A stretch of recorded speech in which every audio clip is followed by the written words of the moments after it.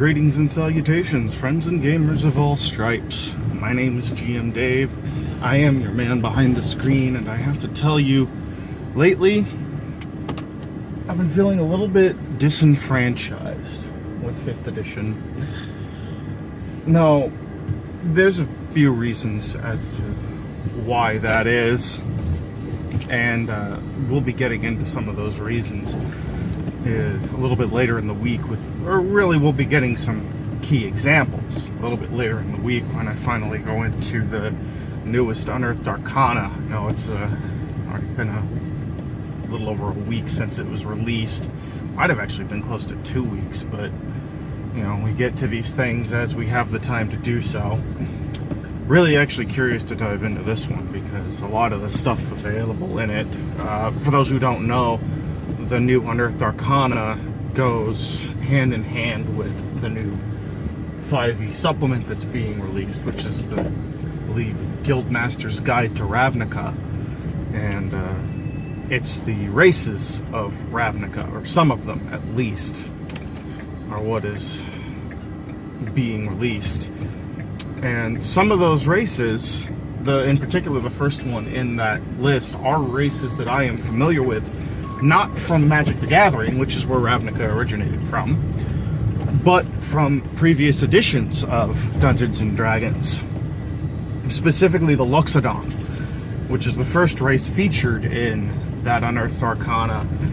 I first encountered that in 3rd edition D&D, in the Savage Species Handbook, which I will be showcasing a little bit of when I do my video on Ravnica, on the Races of Ravnica Unearthed Arcana. Let's go this way. So, we'll be going into that a little bit later this week, and I'm definitely looking forward to doing so because it is going to highlight some of the issues that I've started to have with 5th edition. And actually, I shouldn't say started to have. I've had these for a little while.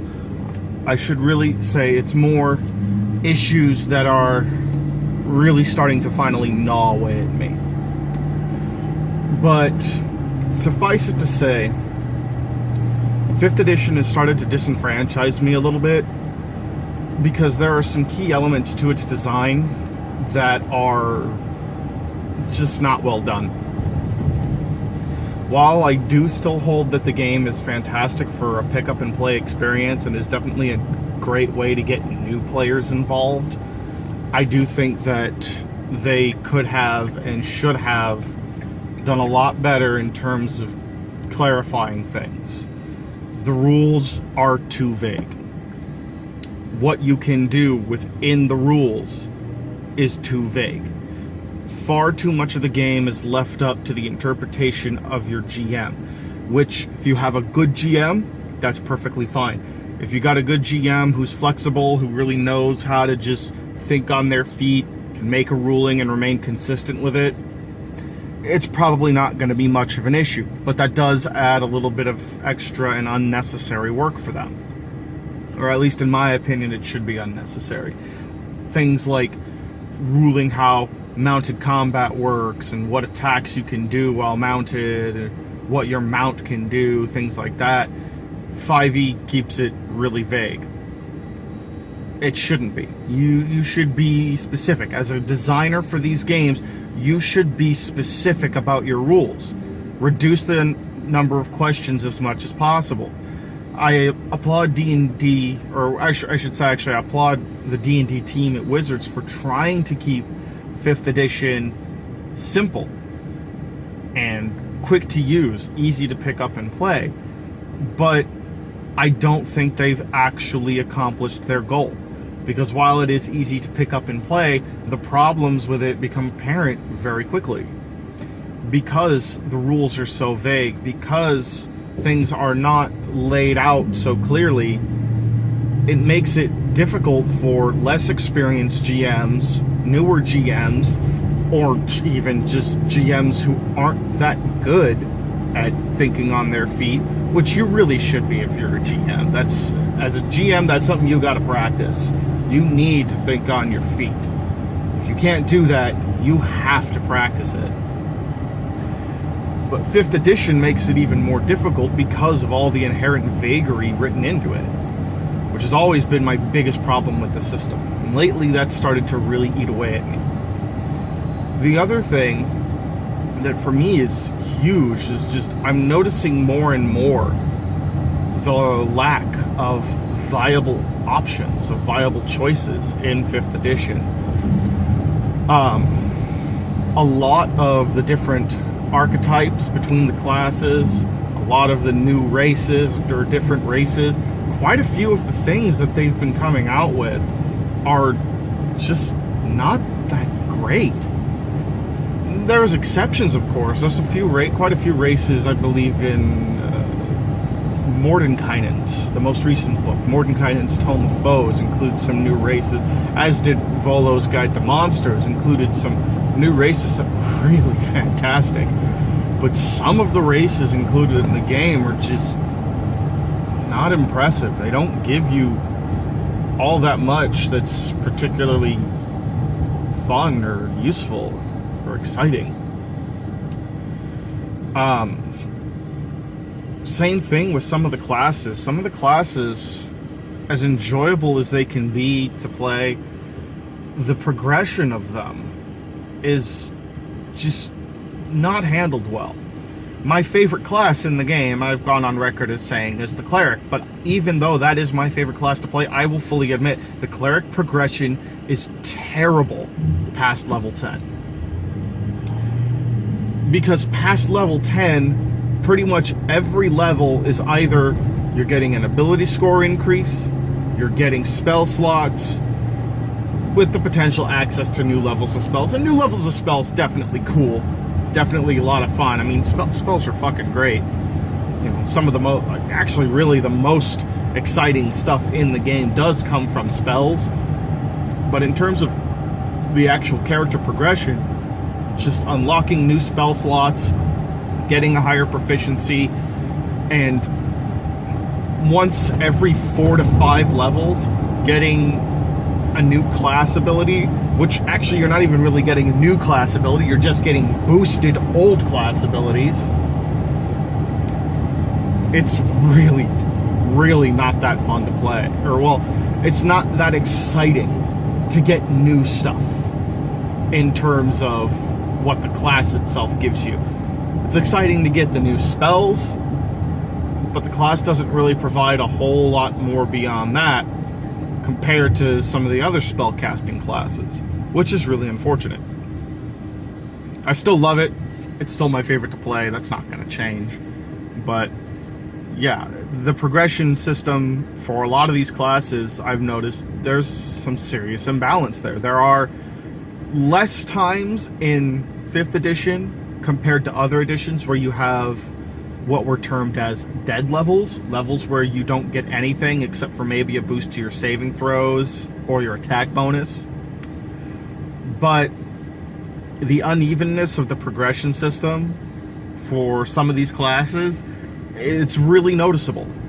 And like I said, Cleric for me was the most notable one, because you get across the first 10 levels, you unlock your channel divinity, you unlock your different domain powers. Most of that stuff happens within the first 10 levels, and most importantly, all of your domain spells, every spell that you earn from your cleric domain, you unlock by level 9. Your domain stuff constitutes the majority of the fun, neat stuff you're unlocking as a cleric. And you unlock almost all of it by level 9. And then past level 9, I think there's one more thing you unlock at, I believe, level 13.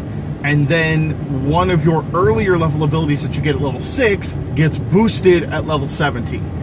And that's it. Beyond that, it's just spell slots, ability score increases, and proficiency bonus. That's fucking boring. So there's a lot of little problems like that in 5th edition, and they've become more glaring to me lately. And it's made me not want to play as much. It's made me not as interested in playing 5th edition as much. And honestly, it's made me consider, as work heavy as it is, it's made me consider looking back at Pathfinder.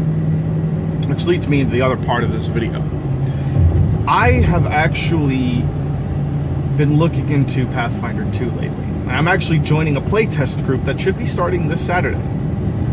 I say should be because it turned out that the guy who was primarily going to be GMing it, his work schedule just shifted. So we're kind of playing by ear right now, seeing what we're going to do. We do have the guy who's actually set up the group to do this. He's actually was already planning on being a backup GM for other portions of the adventure, so that way he and the guy who's going to be GMing the primary portion of the adventure both get a chance to play and both get a chance to see how the game feels from each side of the screen, which is, you know, a great strategy in my opinion. So I'm pretty sure, I think it's about a 90% certainty we are still going to be at least playing something on Saturday. It's probably not going to be the playtest module, but nevertheless, we'll at least be doing something to sort of get a feel for the game. So I'm going to be making videos discussing, you know, not just the game we're playing. I will be, you know, discussing our characters and stuff. I'm going to avoid spoilers for the playtest, the actual playtest module, because it's an official module. I don't want to spoil what happens in it for anybody. I want everybody who does want to use that to experience the playtest to be able to experience the story in it without it being spoiled. But, you know, I'm going to be talking a little bit about our characters and stuff like that, but mainly after those sessions, I'm going to be discussing my thoughts on the mechanical side of the game, the changes that were made, how they feel, so on and so forth. I know at least one of the other people in that group is going to be making videos on that too. That person being, you know, Andrew of Dawnforged Cast. He's going to be joining in that playtest group as well. I'm sure he's going to be making videos on it. I know he's starting an entire Pathfinder 2 series. Which funny story, and I knew this was going to happen, but yeah, funny story. The day, I believe it was a week ago today, actually. I'm pretty sure it was a week ago today. I'm at work, you know, doing my 9 to 5 thing, or rather, my 6 to 3 thing, like I'm doing today. No, a week ago yesterday. And at the end of the day, you know, I get in my car, I turn on YouTube, because that's pretty much how I quote-unquote watch YouTube now, is when I'm driving around, I podcast it basically, because most of what I watch does not really have necessary visuals that you need to see. Most of what I watch I can listen to like a podcast, which is very convenient, so that way I can actually keep up with all the YouTube stuff that I follow without having to sit there for hours on end watching it. Still have time to make videos, still have time to, you know, plan D&D games and stuff like that, and, you know, still have time to play World of Warcraft, which, you know, I need to cut back on that so I can make more proper videos. But hey, I'm feeling that Battle for Azeroth love right now. So I apologize for that. Sorry, not sorry. Anyway, as I was saying though, he's going to be joining in that too. I do believe he's going to be making videos discussing what, you know, how the game functions and all that stuff. He's got an entire Pathfinder 2 series started up. But the funny story was about a week ago, you know, I turn on YouTube, and sure enough, I was thinking all day that morning, I thought, I'm going to finish making my character tonight, and you know what, I'm probably going to make a video on the character creation for Pathfinder 2, you know, kind of highlight what's different based on the character I'm making, which, by the way, is an alchemist. In that same video where I mentioned that the cleric is my favorite 5e class, I did mention that Pathfinder, my favorite was the alchemist. So of course Pathfinder 2, I'd actually forgotten they made alchemist, you know, one of the core classes. So of course I had to try the alchemist and see what's different. There's a lot that's different. So I'm very curious how it's going to handle in-game, how it's going to feel. There are both good things and bad things, and I'll be discussing all that stuff on Saturday after we do our playtest. At least that first initial bit. We should be going over, I believe, the character creation and all that to make sure that we've all done it correctly. But yeah, so alchemist, is what I went with. I'm very curious to see how it handles, but I plan to make a video discussing character creation, the basics of how it works, and sure enough, that same day, Andrew releases that exact video, and I'm just thinking throughout the day, you know, I bet DawnForgeCast is going to release that exact video today. Sure enough, half an hour before I get off work, what do I see in my subscription feed? Disenfranchisement, Pathfinder 2, how to create a character. Damn it, I knew it. But you know what? Fuck it. I'm still making the video. I don't care. You know, I'm going to give my input on it, how, you know, what my thoughts are and how the character creation works, on top of, you know, just kind of trying to showcase the base, pretty much how you put the character together. Although some of the things on my sheet are not going to show up properly. I made the character in Roll20 for the sake of the game. I'm going to say right now, Roll20 sheets are horrible for Pathfinder 2. There is a lot of necessary information that they did not program into it. Roll20 crew needs to get on that and get that fixed. With that said, though, I do want to give my first impressions of Pathfinder 2. And this is just based on, you know, what I've been reading, how I've been, you know, working with the playtest, the free playtest guide, what my thoughts are on some of the changes, basically overall like that. And overall, first impressions, I like it, but my liking of it is a bit tenuous. There are a lot of ways in which it does feel like 5th edition, and hell, even 4th edition. And for those of you who aren't aware, I really did not like 4th edition. It was not fun for me. The games, the roleplay, all that side of things, still fun. The gameplay mechanics, the changes that Wizards made to 4th edition, I did not enjoy them. They didn't feel fun to me. And I'm starting to feel a little bit of that with 5th edition too. That's part of the reason why I'm getting disenfranchised with 5th edition. I'm starting to feel a little bit of those same problems I had with 4th edition there. Not to the same degree by any means, but I'm noticing them. Pathfinder 2, I'm seeing the potential for a little bit of that here as well. Now, there are some things that the crew did really right. Some of the streamlining they did was really smart. You know, the changes they made to proficiency, I'm a little on the fence about them right now. And again, you know, I'll be going into more detail on that when I actually start the character creation video, and I'll show you what all that stuff actually means. But suffice to say, for now, the changes they made to proficiency, I'm tenuous on. I think it's a good idea overall, but it feels a little bit vague to me.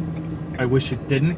I wish it was a little more straightforward, but I do like the fact that they did greatly simplify and that they unified proficiency for Pathfinder 2. The big thing about proficiency that I think they got really right is that your proficiency level, it applies to everything. If you're at a specific proficiency level, even if that includes having that specific proficiency level with your armor, this is a big change, you know. In previous editions, you know, like D&D and the previous editions of Pathfinder, having proficiency in a certain type of armor meant you could use that armor without incurring penalties. Now, it kind of means the same thing here in part, because if you're untrained with that armor, you'll get only the untrained proficiency bonus, which is pretty low and can potentially go into the negatives. In fact, I believe with the armor, early on, it likely will go into the negatives with your armor. But as you get the different proficiency levels, trained, expert, master, legend, if you earn those different proficiency levels with your armor proficiency, and I don't know that you necessarily can. I'm still a little unsure of the rules on that. Again, we'll be going through that this weekend, kind of figuring all that out. But you get your proficiency bonus added to your armor class. That's huge. It gives a real meaning to having proficiency with your armor. It really makes you want to make sure that whatever armor you're using, you're proficient with, not just because you don't incur penalties then, but also because you actively get an extra bonus at that point. It makes the proficiency bonus work in a manner that's universal. If you're proficient, do you have a certain proficiency level with your weapon? You get that proficiency bonus with it. Do you have a certain proficiency level with your skills? You get that proficiency bonus with it. That same proficiency bonus goes to everything that you have that particular level of proficiency in. So if you're trained in light armor, trained with like martial weapons, and so let's say, for example, you have a character who has the trained level of proficiency bonus. That's the first level above being untrained. It's your basic proficiency level, basically. You're trained in, let's say you're trained in stealth, you're trained in light armor, and you're trained in martial weapons. Well, you now get the trained proficiency bonus added to all of those things. All of them. Not just the weapon and the skill, and then your armor you just don't incur a penalty for. No, everything that you have that proficiency bonus gets that proficiency bonus added to it. That is fantastic. That is honestly my favorite change I've seen so far. Some of the other changes have been things like, simplifying the classes and, kind of streamlining some of the things they do and giving them certain things that make them a little more specialized. Some of those changes they made, now I'm a little on the fence about. But I can see how and why that it makes sense for them to do it the way they did.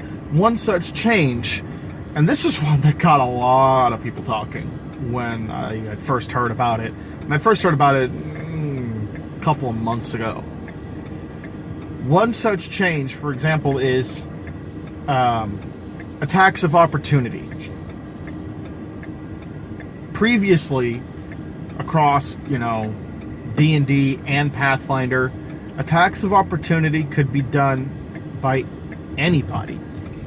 Now, attacks of opportunity are specific to certain martial classes. I think primarily fighters get it. Which, on the one hand, makes me think that's a little bit odd. Why wouldn't a rogue, for example, be able to take an attack of opportunity? Rogues are relatively martial, somewhat martial in the way they work. But on the other hand, it's like, okay, I can sort of see why that decision makes sense. Fighters, paladins, barbarians, and stuff, the martial classes getting attack of opportunity, I see that making sense because really, who is going to be the most likely type to make an opportunity attack when that moment arises? It's going to be somebody who is trained in how to fight with martial weaponry. Someone who's trained to, like, a soldier, a wild warrior, your Templars and your things like that, paladins, fighters, barbarians. They are the most likely ones to do that. Now, eliminating the ability for rogues to do that, I think that's a little odd. Rogues are, in the way they are designed and fluffed, they're supposed to be opportunistic. I would think that attacks of opportunity would make sense for them, but, like I said, I like what I see so far, but my enjoyment of it currently is in a tenuous place because there have been some decisions that don't make sense.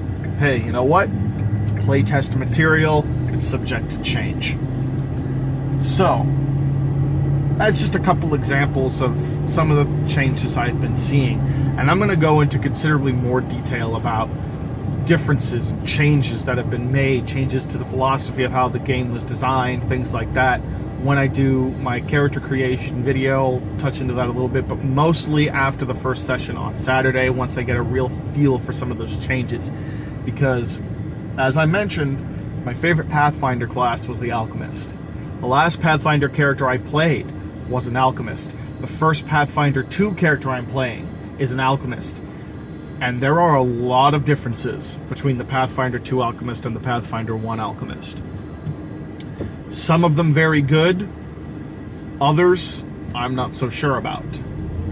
But those mechanical changes, we're gonna have to see how they function, see how they feel after this first session, and possibly, second, third, and so on as well.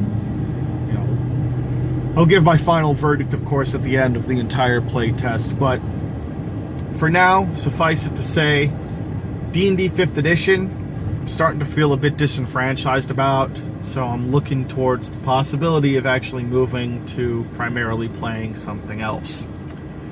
We'll see if that actually happens. I do still enjoy the games I play in 5e. I do still enjoy 5e overall. It's just that the problems that are present in 5e, problems that are constantly being highlighted by some of the new material that's being released for it. Well, it's starting to feel a little bit glaring, the fact that Wizards, they don't really seem to be fully taking into account the issues that they've been creating. At least the 5e crew. I could obviously be wrong in that, but yes, 5e, feeling a bit disenfranchised, looking to move on to other things potentially. So we'll start by looking at the next big new thing, Pathfinder 2, and I'll be giving you my verdicts and feelings on that, thoughts on that, as the playtest goes forward. So what are your thoughts, friends and gamers of all stripes? If you play 5e regularly, what are your thoughts on that? Like, have you noticed some of these problems with the inconsistencies in 5e? Have you found any kind of solutions that you feel are particularly particularly good, particularly smooth, easy solutions?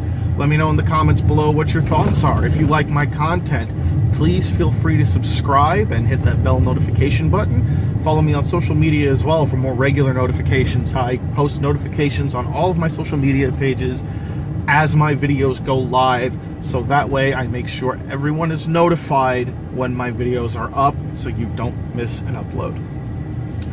If you like the video, please feel free to leave it a like. And if you think that, if you appreciate what I do here and you think it worth your time, please take a look at my Patreon. I am offering it as a pay what you want kind of service. I unfortunately do not have the means nor the time currently to fulfill any sort of real tier rewards. So what you are paying for is improvements to the channel itself, improvements to my video making, improvements to really the hardware I use. I'm hoping to eventually accrue enough funds from that to have enough extra income to actually buy better pieces of equipment so that I can provide a better viewing experience for all of you. The money that I make from that is going to go back into the channel as well as into keeping a roof over my head. So it'll help with that as well.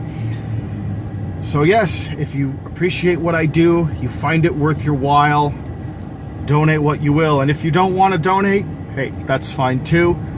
Watching my videos, I appreciate that every bit as much. Not getting money for this is not gonna stop me from doing it. I'm doing it because I like it. So with all that said, friends and gamers of all stripes, as usual, my name is GM Dave. I am your man behind the screen, and it is my sincere hope that you continue to roll high, role play well, and always game on. Have a lovely day.